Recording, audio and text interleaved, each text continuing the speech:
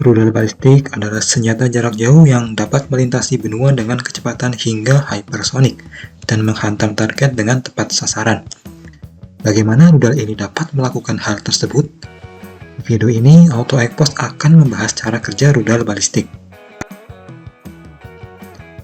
Rudal balistik memiliki bentuk mirip roket. Ujung rudal berbentuk lancip supaya lebih aerodinamis. Dengan bentuk seperti ini, rudal akan tetap melaju dengan lurus di udara. Prinsip kerja rudal pada dasarnya memanfaatkan lintasan parabola. Ketika suatu benda dilempar ke atas, benda tersebut akan terlempar dan kembali lagi ke tanah karena tarikan gaya gravitasi dengan membentuk lintasan parabola. Rudal juga demikian. Rudal memanfaatkan mesin roket untuk mendapatkan lemparan ke langit dengan kecepatan tinggi. Ketika bahan bakar roket telah habis, bagian pendorong akan terpisah dan meninggalkan kepala rudal atau warhead. Warhead ini kemudian akan terlempar di langit menempuh lintasan parabola hingga akhirnya jatuh pada area tertentu. Semakin kuat dorongan saat fase awal, semakin tinggi rudal akan terdorong, dan itu akan membuat jarak lemparan rudal semakin jauh, sehingga rudal mampu ditembakkan dalam jarak yang sangat jauh.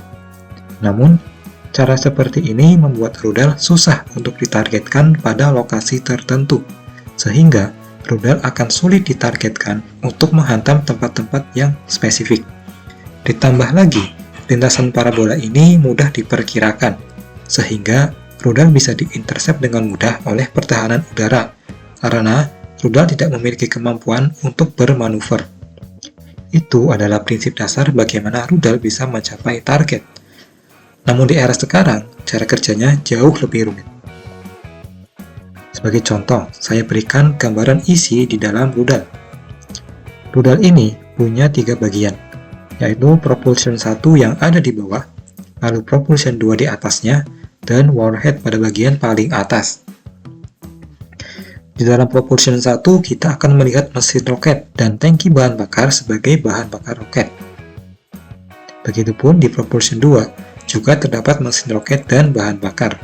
Namun, mesin roket pada propulsion 2 ini kapasitasnya lebih kecil dibandingkan dengan propulsion yang pertama.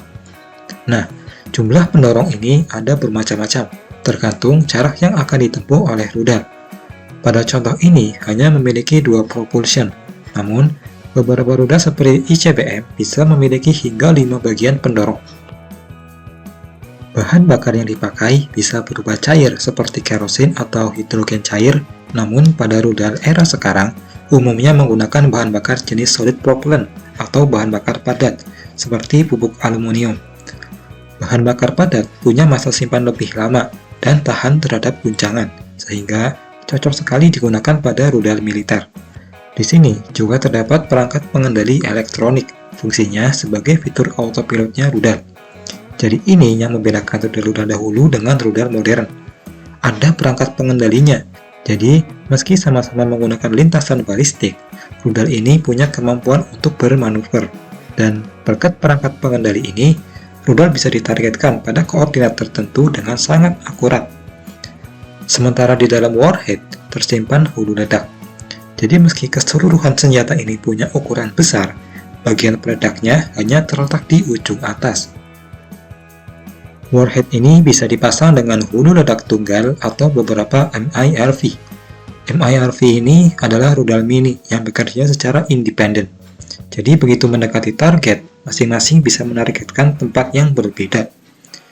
Fase peluncuran rudal. Rudal punya 3 fase peluncuran, yakni fase booster, fase mid-course, dan fase terminal. Ketika koordinat lokasi telah diinput pada perangkat pengendali elektronik, rudal akan mulai bekerja.